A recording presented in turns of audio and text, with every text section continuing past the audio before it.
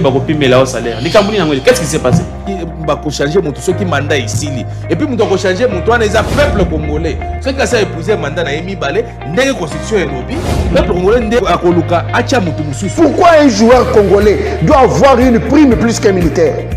Tout à fait. Pourquoi vous le faites? Ningi sabiloko aïe aïe aïe aïe aïe aïe aïe. Pourquoi un joueur doit être un millionnaire? Il doit avoir beaucoup d'argent plus qu'un militaire qui se bat au front. Aïe, aïe. Il faut faire quoi au front si vous ne leur donnez rien? Même le nom de Bougoumès, c'est un interroger même tes enfants à la maison. Tout le monde Congo Bougoumès, ça n'a rien commis. Bah, ébiété. Bah, ébiété.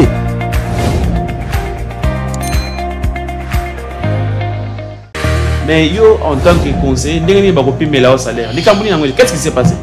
Bako changer moto ceux qui mandat ici et puis moto ko changer moto wana eza peuple congolais. Ceux qui a épousé mandat na yemi balé.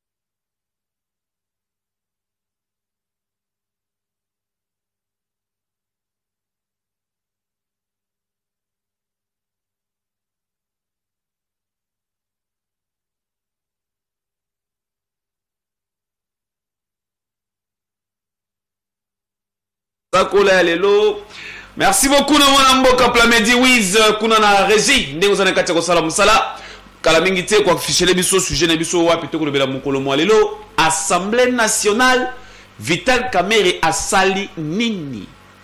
Est-ce que ezali kaka bitumba ya telemangana vanda? Est-ce que ezali bitumba ya mozindo ya politique? Est-ce que ezali constat moko amer? Les facilitateurs Vital Kamerhe les lobos et pétition et c'est signama qui déjà bah qui déjà déposé yango et puis bureau ya Vital Kamerhe ici et déjà connaissance ya pétition yango les lots ndenge tout ça en direct plénière moko zalaki convoqué kuna l'Assemblée nationale bisika wa pesengela ki bacha commission moko en place pour na koyeba bongo ko statuer sur le lengekani pétition et kozala traité sur ce plateau. Je ne serai pas seul pour n'emballer balé.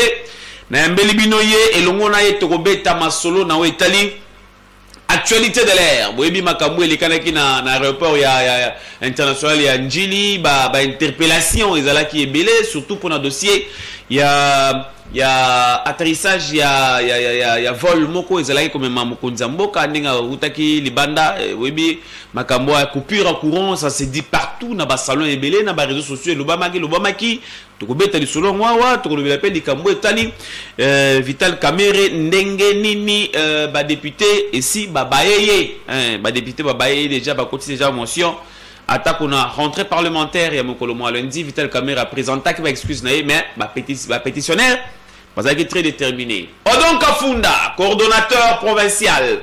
Il y a Congo Conscience ASBL. Oyowa Piezeli na moto moko mikolo yo. Ah, mon amboka Odon to yabi mbote weye malam. Merci mon amboka pour la deuxième fois na plateau na yo na pesi ba kongomani nyoso bazolanda biso na moment na pesi ba mbote. Très bien. Et na pensé pe kana bandeko na biso ya Goma et na félicité pe ministre na biso délégué na défense. Monsieur Eliezer Tambo Adali combattant qui sur place pour se rendre compte réellement de la réalité où ils sont dans le terrain. Et je pense que Ndengi Bazongi, si il faut étude Moya Makasi pour mettre fin à Marambouana. Donc, Bandeko Bazana patience, qui est chef de l'État, le gouvernement, Batiki Bangote. Baza toujours des guerres na bango biso moko pe peuple congolais toi toujours ensemble na bango pona robunda kotala ndenge nini bazongi la activité na bango makami chose normal sur toute l'étendue de la République. Très bien, justement est-ce que la malobano mona mboka donc faut vraiment parenthèse mké est-ce que Eliezer Tambwe Otiko Bengeyawa un combattant ti azaki député na ba plateau na yeta on va sala émission masolo na député to mbanda ko mona engagement na makasi souci makasi zeleki na yango pour na ko défendre quand même intérêt ya ba wazalendo surtout na bandiko na biso ya partie est intérêt ya nation. Est-ce que oza ko croire penza que zalaki choix malamu o Félix Tshisekedi ya salaki ya ko pesa Eliezer Tambwe ba responsabilité na ministère à défense? Omoni mokonzamboka azara na miso bato bazara na ngote. Très bien. Mokonzamboka oyi ko pesa mutu mo responsabilité c'est parce que M soit temps ya ko solana ye, a 8 ans ya ko étudier, a 8 ans ya ko ta la détermination na engagement mutu mo azanango. Et ndeko na biso Eliezer, je veux na rolobango lelo na plateau, na yebi lelo te na yebi moi kala. Très bien. Na yebi moi kala parce que à l'époque tout ça émission mo tondo bien 100%. Et banda ole kana chaîne na bango wana zo sana pa Roger Lumbala. Et na terrain tout tambola na na ba marché belé na bitumbe belé donc la mutu o ya daka vraiment déterminé so ka suis engagement ya ko sala el kamba salango et pour moi c'est vraiment un bon choix au chef Asali a repé ça y chance wana à l'acceptation de quoi il est capable. Très bien, merci beaucoup. Zayano en parenthèse, hein, bon vent, bonne chance et bon tolo banini ba prestation ya malamu hein, carrière ya malamu na mona mboka mona kolo lupango nde to mesana ko benga e Eliezer Tambwe oyo wapi azali ministre délégué na défense wazali na charge ya ba ancien combattant na maboko maye. Voilà, avant to kota na mozindo ya émission na biso mona mboka, je pense que sujet na biso na kata ko komela biso ya ngwawa to lubi ya comme la biso Assemblée nationale VK asali nini sujet to kolobela. Mais avant to kota na mozindo ya sujet na biso toza ko beta na mo tour. To beta mo tour kuna na conseil économique et social. Jean-Pierre Kiwakana Kimayala a outaki récemment dans mboka Belgique, mais que Jean-Pierre Kiwakana azali le président ya conseil économique et social ya République démocratique du Congo na mesana beaucoup plus ko bengaye le vieux sage de la République muto wazali na boanya wazali ko kumbela pe batu ya boanya hein les conseillers de la République oyo wapi ba sièjaka na kati ya lisanga wana conseil pour na koyeba bongo ko pimisa ba avis oyo esengeli ekokana kosunga ba institution mususu ya mboka po ete ekokana kotambola malamu ezwa pe ba makanisi ya ba ya population par rapport ya ba situation za na kati ya ko savoir vivre na kati ya mboka. Voilà pourquoi Jean-Pierre Kiwakana oyo azali président ya conseil économique et social ya mboka na biso a c'est ça qui était à croiser maboko na été il est partout pour na kotambola ko betaka ba porte ko lukaka ko renforcer quand même ba lien ya partenariat ya mboka na biso Congo na ba mboka mipaya. Récemment Jean-Pierre Kiwakana a outa ko participer na première réunion ya bureau ya union des conseils économiques et sociaux et institutions similaires francophones. Ezalaki nde bongo na mboka ya Belgique o esalemaki kuna na siège ya conseil central de l'économie belge. Tozo na régime ke mona mboka kuna na régie tele biso moi vidéo to landa ensemble total lolenge kani Jean-Pierre Kiwakana azalaki na mboka ya Belgique bongo to ya kozonga awa sur ce plateau.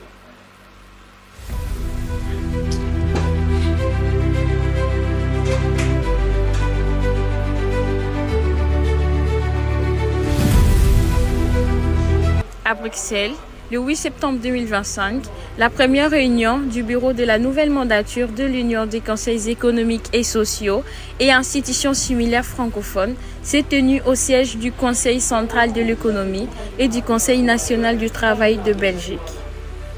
Sous la présidence du docteur Eugène Aka Awele, président du CESEC de la Côte d'Ivoire et président en exercice de l'UCSIF, les travaux ont permis de tracer la feuille de route de cette mandature avec deux priorités claires: la restitution du patrimoine, le dynamisme des investissements dans l'espace francophone et le renforcement du positionnement de l'UCSIF auprès des grandes institutions internationales.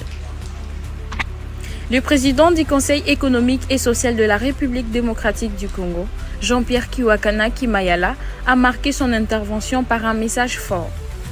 Pour lui, la francophonie ne doit seulement pas être une communauté de langues, mais avant tout une communauté de valeurs, la solidarité, la justice, la paix, la diversité et le respect de la dignité humaine. Il a condamné avec fermeté toute forme d'agression contre un pays membre et a appelé à un sursaut collectif de solidarité francophone.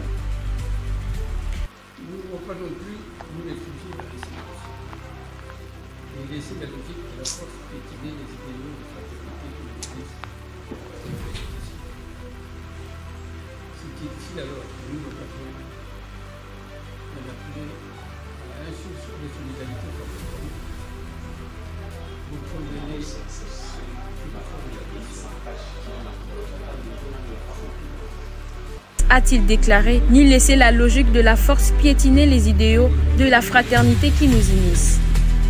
Le président Kiwakana a enfin réaffirmé l'engagement de la République démocratique du Congo à accompagner le président Aka Awele à l'Assemblée de conseil membres afin de faire de cette mandature une réussite collective et solidaire.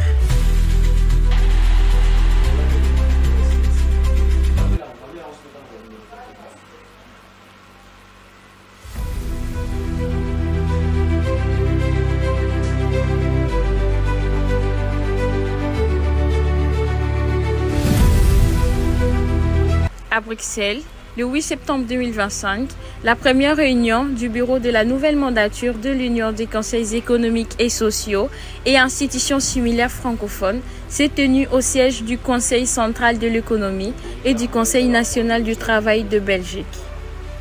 Sous la présidence du Dr Eugène Aka Awele, président du CESEC de la Côte d'Ivoire et président en exercice de l'UCSIF. Les travaux ont permis de tracer la feuille de route de cette mandature avec de priorités claires. La restitution du patrimoine. Voilà, Jean-Pierre Kiwakana Kimayala, le Lingekane Genda qui participer à la première réunion.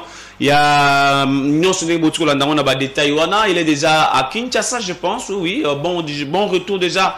Pepe Kiwakana, hein, Jean-Pierre Kiwakana, le vieux sage de la République, bientôt là, les conseils de la République, na ouverture, il y a session, il y a octobre, pour nous travailler dans l'intérêt, il y a République démocratique du Congo. Bon séjour déjà à Kinshasa. Naba conseil de la République, hein, salutation spéciale à vieux David Lobo, le CD David Lobo, que l'on a conseil économique et social, Nabo Sanité, monsieur l'attaché de presse junior Jérôme Massamuna, ma salutation, bisque vous en avez Katia Kolanda, et Sakola Yamoy Moalelo. Voilà, avant d'aller à deuxième élément, je suis sur ce plateau.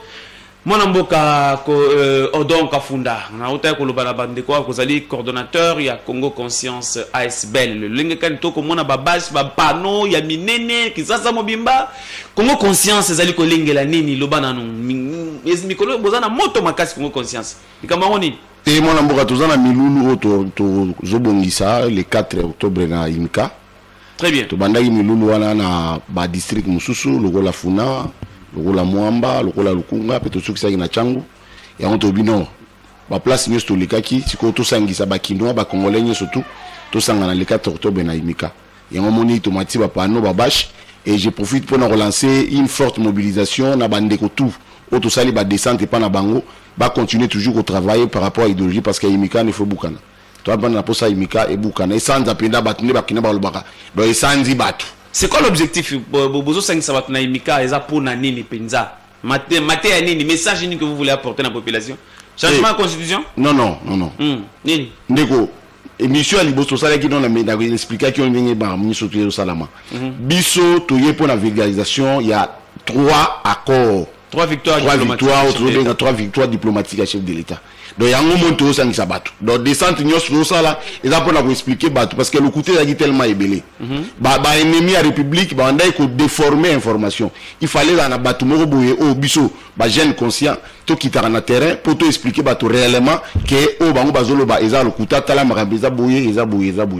Comment est-il à niveau là que nos président qui ko brader minéré. Ateki mboka, aki brader minéré. Akeko Lukapu non président abandai ko bunda pourvu que Congo ezala uni et indivisible et yango moni lelo ba comprendre que ba victoire yé ba liba na ko diaboliser so non biso le roi ba gende belenge o ba fungola misu yango to bengi Congo Conscience to telemi pot na elongo na mwana mboka prince Mukendi o zali président national ya Congo Conscience to telemi pot ba na ko expliquer batu yango moto lobi vulgarisation ya victoire diplomatique ya chef de l'État donc événement à Makassi il y a Makassi to qui s'amende na Imika le 4 octobre. Justement une question de curiosité. Pourquoi mais chef de l'État zana ba parti politique et belé et accompagner entre autres même le parti IDPS. Mais pourquoi seulement structure wana ya bino bilenge Congo Conscience na prince Mukendi nde bozuli kanisu wana ya koluka ko sala campagne wana nyonso. Oui, moi na mboka question tuninga eza ma question mo malamu. Moni to kenda classe biso tout otangaka. Mais la 4 salle wana o les arabiso so ko za la paix 4 mètres carrés. Tout ça la professeur Liboso ou a sa cour. Mais ça la moi na mo le premier, ils appellent la moi la mo l'échec. Ça veut dire que biso tout se comprendre à jour mon côté. Et là la mutu mususu era quelle classe, era zone phase na répétiteur. Avant de aider pour répéter matière. Ils appellent la moi la mususu a keika nde ba pesa cours mbala mo comprendre pas yebi. Donc biso ce qu'on a conscience, tous abana o za soki professeur a pesi cours. Na za na taille okinde ko luka répétiteur na ndakote. Donc na za mbala mo il faut na comprendre que le professeur en lobby, il faut la salle à bouillir, pose à la bouillie. Il y a un moment biso to télémi déjà. Parce que tu comprenais que le chef de l'État a gagné à sali diplomatie, a gagné, il y a un zone a gagné à bino, banana ye, bo ede ye, non.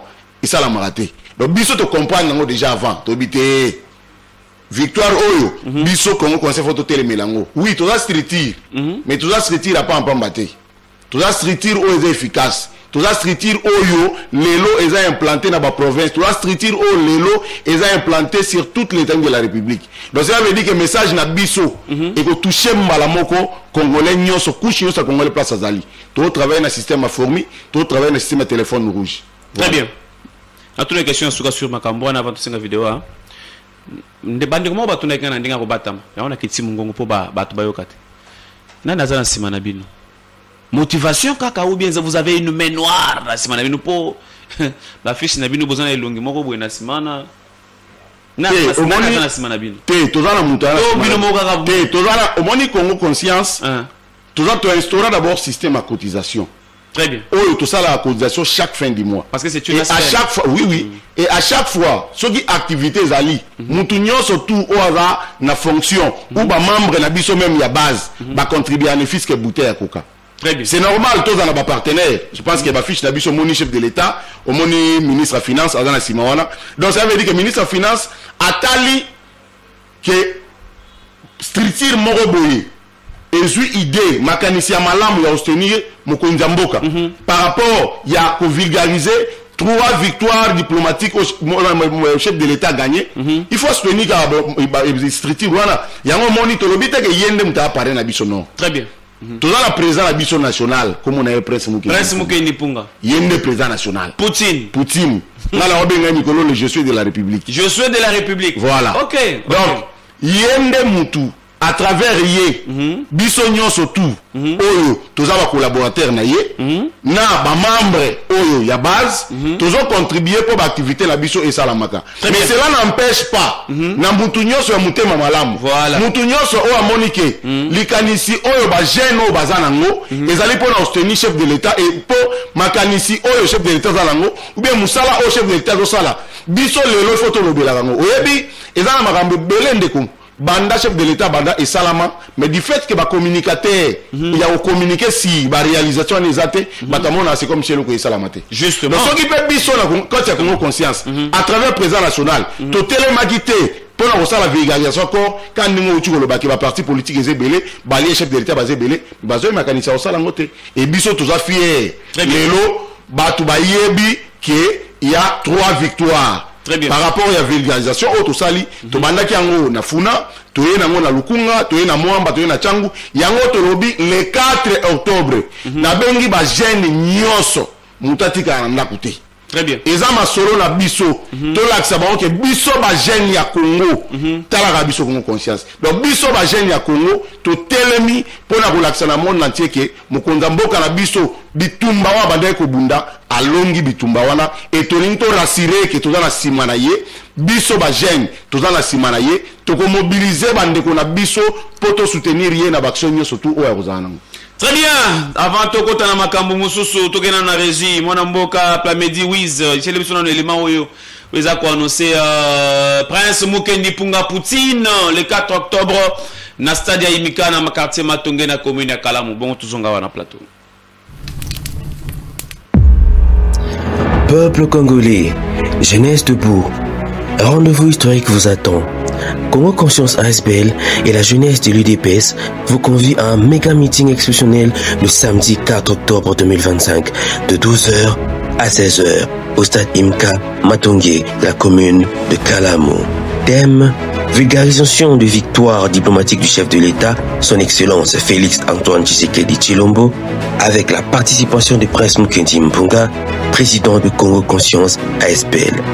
Venez nombreux pour célébrer et comprendre les victoires diplomatiques de la République. Un seul rendez-vous, le 4 octobre au stade IMCA. Prince Mukendi, vulgarisons nos victoires.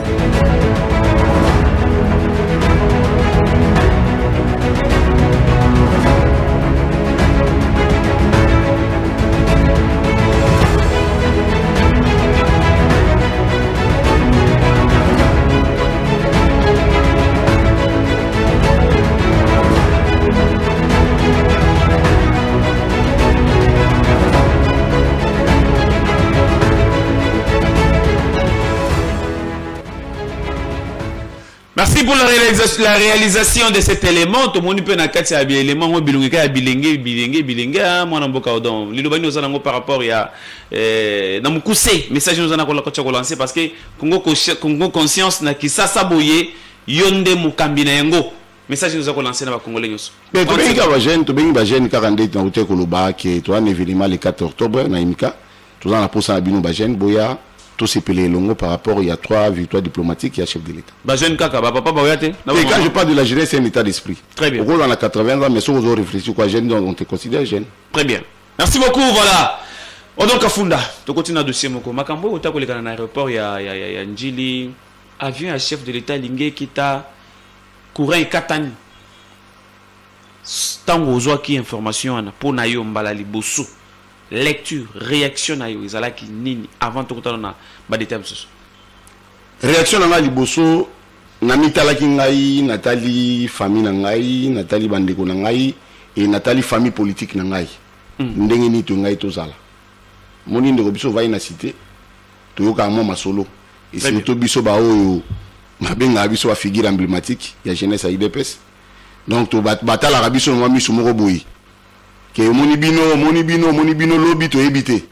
Donc er loko wana na yoki yango nzoto koma malili. Je me suis dit nzambe so ili kamoyo komi ezuit tournir mususu et aux ala bien té. Donc yo moko entake nzambe zala mutoyo pour intervenir pour na bana Israël pour na offrir chemin en fait que mer rouge kabwana baleka. Yo mo pe muto diriger à likolo. Donc zala penda conducteur avion wana et quitta, quel que soit Kayo Kokita, et quitta quand c'est chef de l'État, vraiment la vie sauve. Selon toi, c'était quoi l'analyse? C'était quoi? Omoni ezali nagobe ngango moi légèreté moko boui. Oyebi lelo moi na mboka tozo beta lisolo oyo ezapo direct wana ndabiso. To beta lisolo oyo ezapo mabe comité. Tout à fait. Mais soki mabe komaki, mais to beta lisolo mususu. Cela veut dire que ça suite logique. Il y a des erreurs où ils ont se répéter, il fallait ce qu'on ébima au grand jour. Au début, le lot, faut pas y bangoke. Ce qui bat lobby que chef de l'État a bima.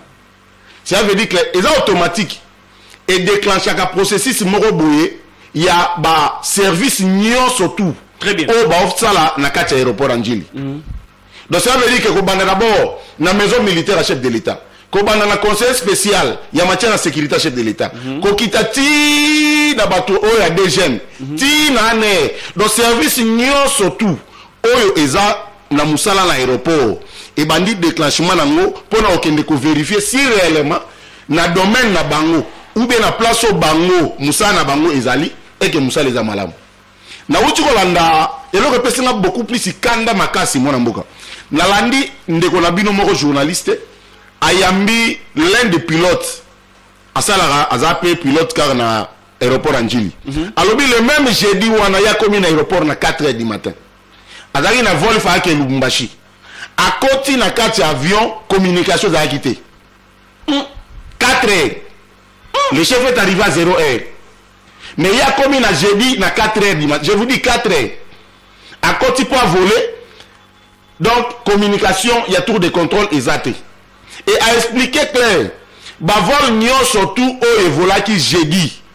Ezali Congo Brazzaville na Angola nde mutu ezo yibango en charge. Donc cela veut dire que dès 4h du matin, si tu comme à 0h, ba service nyon surtout compétent, il y a RVA, ba service nyonso ya sécurité et renseignement bazalaki au courant que tour de contrôle et la communication avant même to comme la mambo courant parce qu'il y a des choses très bien communication à tour de contrôle na coupure à courant ya signal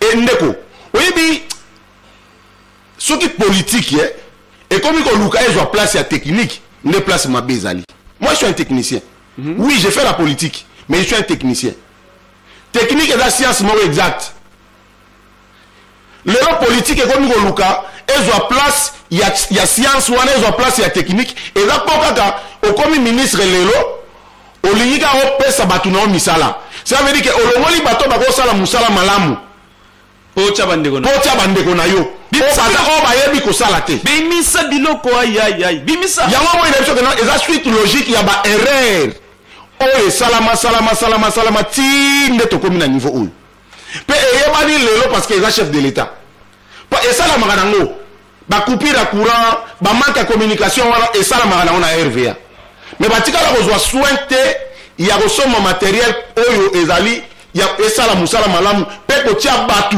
oyo baza capable ya kosala musala na bango faut tenir mais yango boni nakanda wana ndenge esala miboyi ngaku na okende te kande ba interpeller soki DG ya RVA na service technique non le chef de l'état service na mobimba ya sécurité to ba ina maison militaire toke na conseil spécial en matière de sécurité toke na ANR toke na ba service nyo surtout ya JR partout ba ya bisabiso plan B na bango ezalaki nini parce que oui mais oui c'est normal parce que le chef de l'état a sali 40 minutes likolo quel était le plan B il y a service ya renseignement ya chef de l'état ou il y a service ya sécurité chef de l'état parce que soki RVA azwaki solution te bango solution na bango ezalaki nini quelle question solution na bango ezalaki nini to condamné oui to condamné RVA asali musala na ye mabe parce que na kata RVA na kuna mona RVA te na kata RVA na condamné le ministre de transport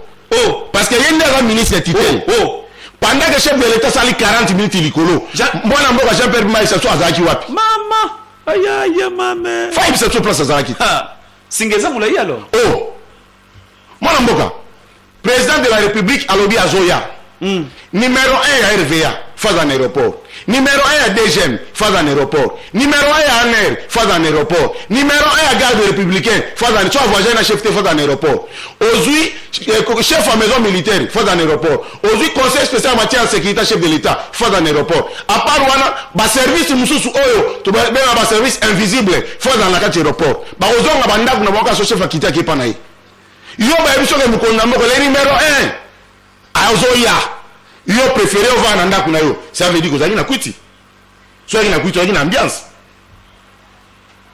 comment yo mukonzi na yo mukonzo yo bengi mukonzi na yo azoya mais yo o préféré over na ndako na maboko parce que oyebi ka esala mana ka bongo okidani malamu organiser la kei tala ndenge ndamba sala makam na ye parfois Dieu permet des choses na vie et comme la biso pour te comprendre exactement battu to vena bango siko Jean-Pierre Bemba makambo etali nani mais yene ministre qui était ministre de transport papa aéroport Anjili atoko ke nikisangani atoko ke Gemena atoko ke Bumbefu futa go pass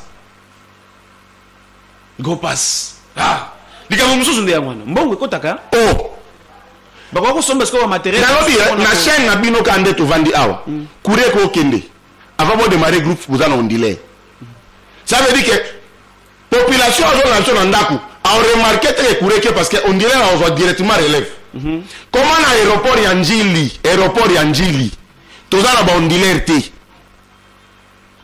aéroport wana Njili na mbongo ekota ke belé ba vezo kitatongo midi pourquoi tozala mbongo a go pass o bato ba futa ngo chaque jour bato ba voyagaka mais tozala incapacité ya resomba on delay. Allez, vous proposez quoi? Moi je pense que très bien. Et loko oyo il faut interpeller biso. Voilà. D'ailleurs chef de l'état muta malamu. Tala chef de l'état il faut assembler la pona ya muta malamu. So la ngina ba régime to yebi wana. Quand ndenga zo kitana pied d'avion ba mito ekatana. So ikat na yebi son ndeko na ba régime to yebi. Et loko abongo salami 40 minutes likolo. Akitia chema ko na se. Yo mo déjà oyebi ke il faut la carte à Brazzaville na ndenge ya boatu ou bien na lukala ke nangola bena ke bakongo mais tout le monde chef de l'état kiti akenda kunaye et service na zo continuer ko sa musala to sengi service na ye asala musala on a complaisance té très bien a interpeller mutu nyoso mutu tu na ba tâche o eza ye ba interpeller ye photo yeba ezaki coup d'état ezaki préparé parce que déjà le pilote azolo ba a commis na aéroport na 4h du matin communication exacte bazui en charge na Congo Brazzaville pas que de Lubumbashi. Cela veut dire que tout le monde était au courant que na aéroport il y a un ça ne va pas. Tout donc bango tout na ba service pe bazali. Na lobby tout le monde était au courant. Parce que ndeko yo za journaliste Mpanzi Sango. Oyo lu mosa l'émission, tomati na na plateau, to ande o la micro lo baté. Mais to continue ko loba. Faut to ka d'émission. To ki na régie to ah, mon micro ça dépend ni. C'est la même chose. Tu y tout de contrôle et salaté. C'est que. Tu y es beaucoup de katani. Et là sabotage. C'est que ok, c'est bas service, c'est que bas service nous sotanga, il faut pas payer sa réponse na question. Mais je te dis ndeko na ngai. Na lobby plan B na bango ezalaki nini. Parce que tala ndeko, total la même na ba film américain. Total na ba film américain. Moi je m'attendais à ce que pendant que vraiment ne salama. Hélicoptère peut mata likolo ya na posa courante. Hélicoptère. Très bien. Yarmé. Pour mater l'icolo, il y a pour ça couranté. Très bien. Donc ça veut dire que pourquoi ma matissa qui avion qui nous protéger chef Nandenga l'icolo. Attends 2 ou 3 hélicoptères, moi bou. Tout le monde m'a décollé. Et mater l'icolo, ils ont sécurisé le chef de l'État.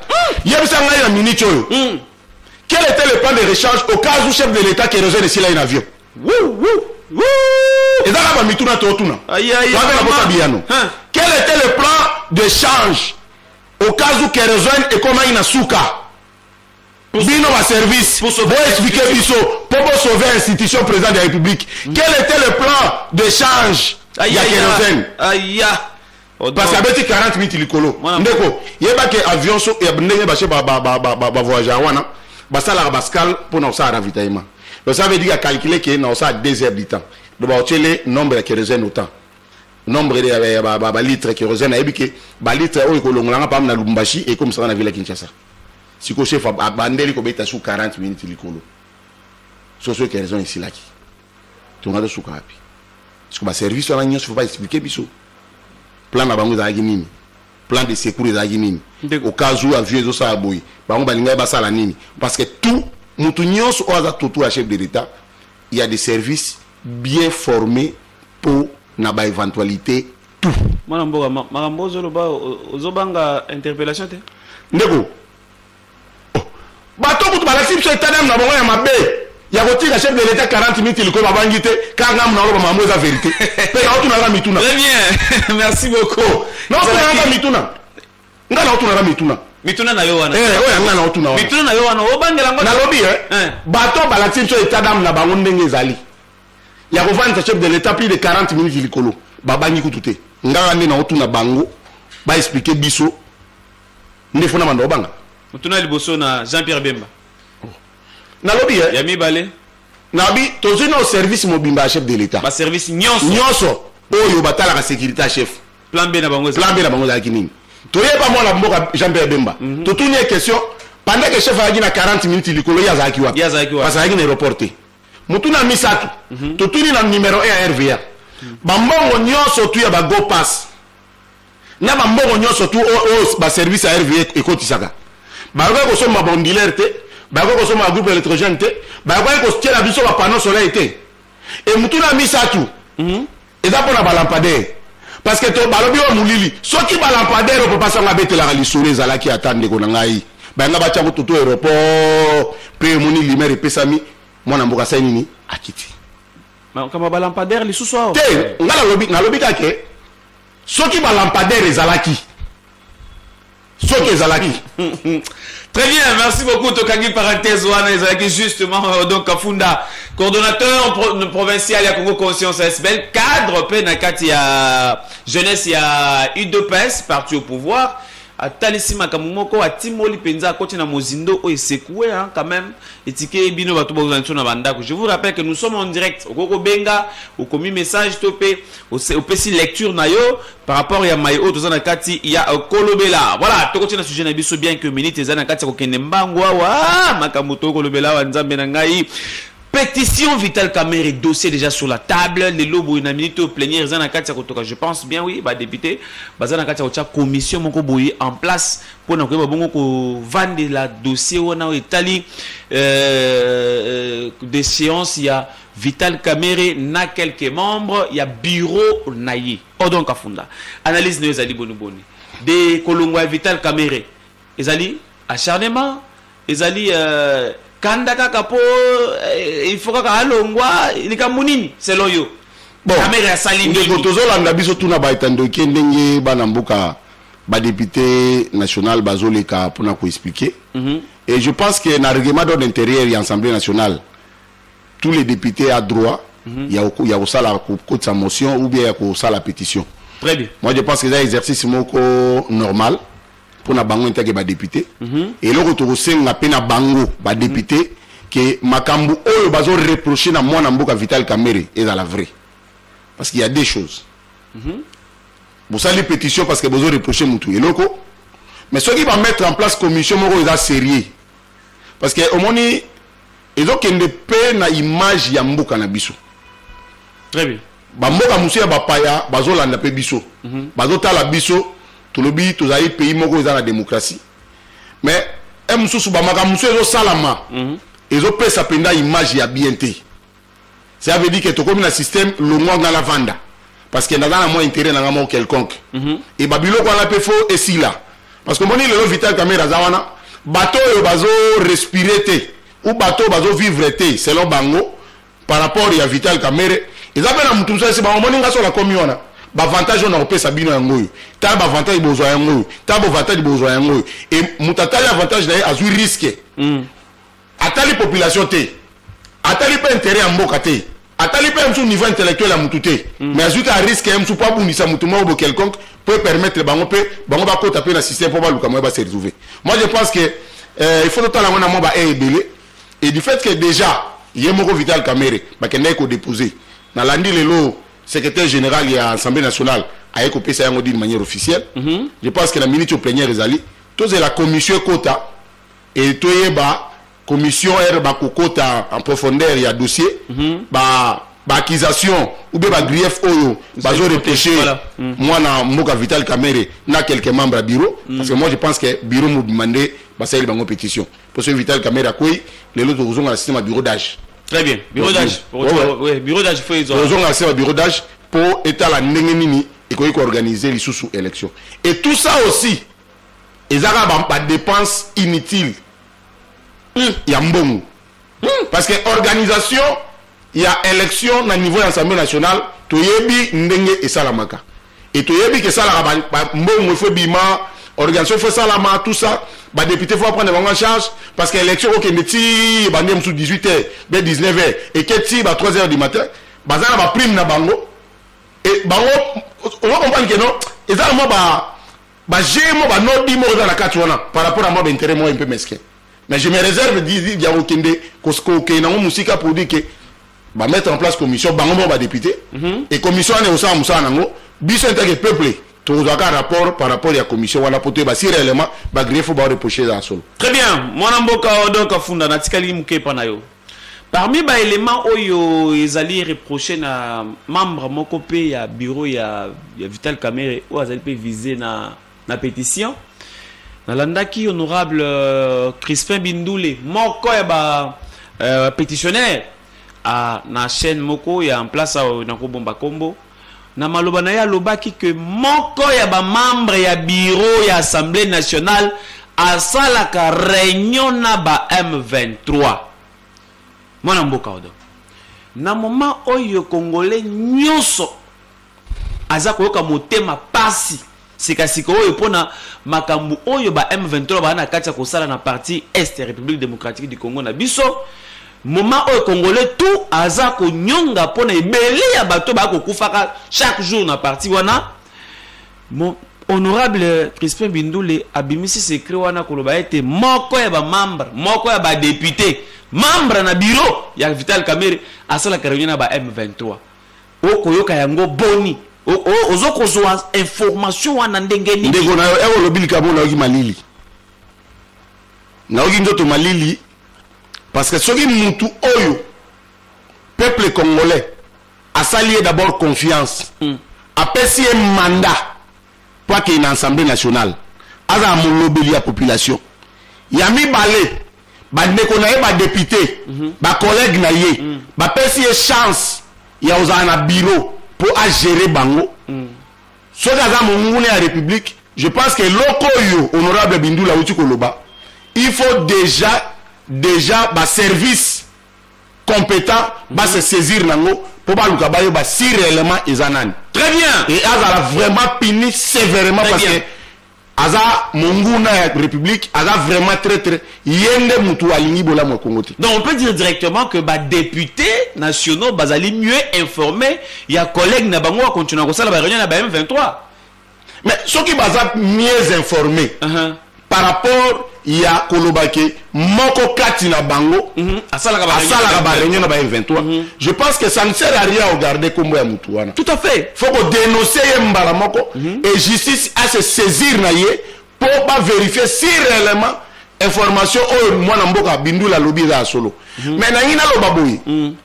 Maye ninga na pambate. Très bien. Et mwana mboka pe Bindoule aza député.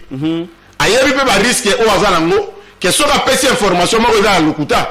Yemoko d'abord a la saisie. Très bien. Je pense que le service procureur général de la République, le service où ils sont compétents, Bayoki quand même information. va récupérer moi Mboka Bindoule, après ça bango vraies informations et après ça bango combo ya mutu oyo à sala ba réunion na ba M23 mais à l'Assemblée nationale.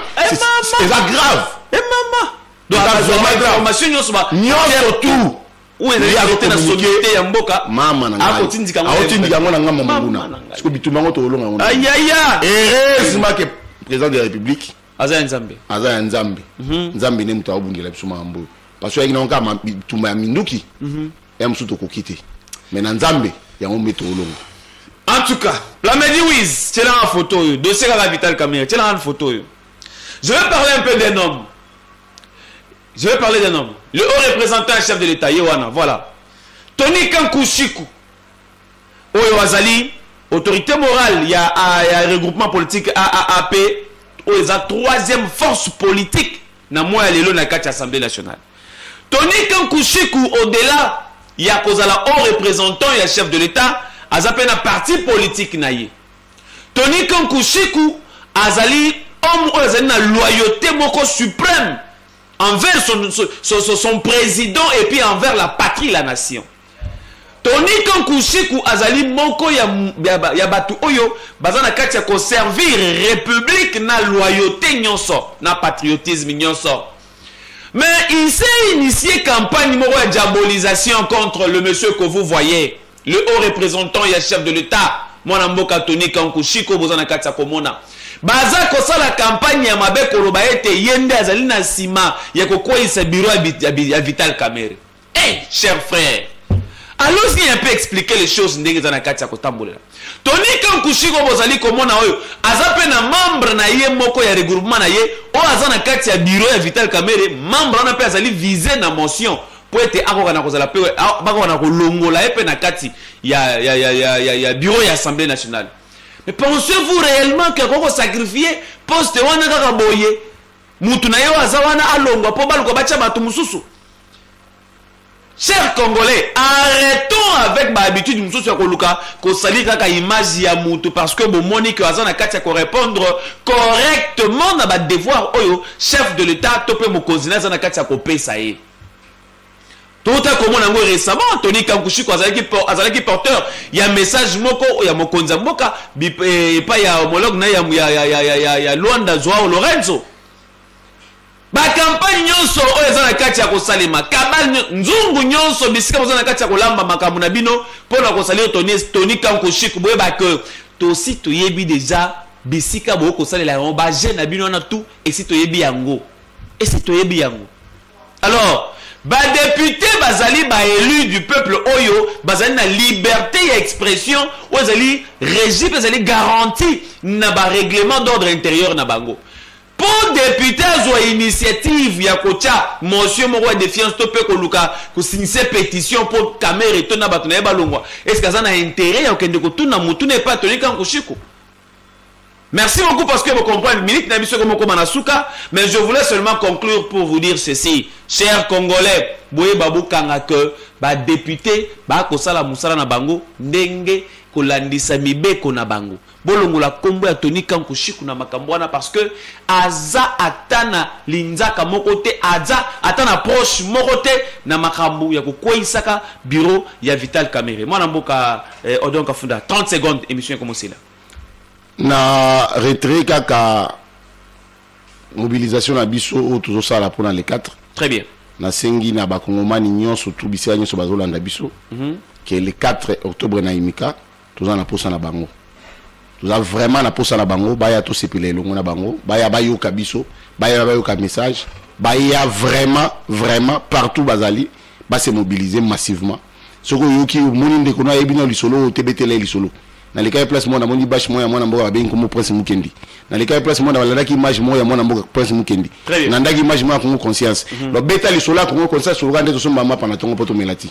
Très bien. Donc voilà au moins dernier mona nga yango wana. Merci beaucoup donc Funda ya koleka na plateau na biso ezali mbala suka te prochainement to yamba ope lisusu. Merci na bino soboza na kati ya kolanda biso rendez-vous ya esakola ngai na bino kozala bongo mokolo ya vendredi na ngonga ya 12h si Dieu le veut, sinon pas lundi, mercredi, vendredi à partir à 12h juste kozala na biso en direct. Merci beaucoup na directeur José Baoto, merci na DG Peggy Ntsasa le Terminator, merci na le boss Junior Malaïsa oyo wazali ko continuer ko pesa cadre kitoko po bilenge bako na ko s'exprimer ndenge et longo bani ngai na bino tokutani mikolo ezali ko ya. Merci beaucoup Plamedi Wiz na lo lenge kuna ozalaki na machine pona ko manyola yango kitoko. Ciao tokutani mbalasima.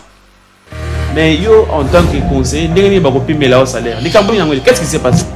Bako changer mutu ceux qui mandat ici et puis mutu ko changer mutu wana eza peuple congolais ceux qui a épuisé mandat na yemi balé ndenge constitution et peuple congolais ndenge akoluka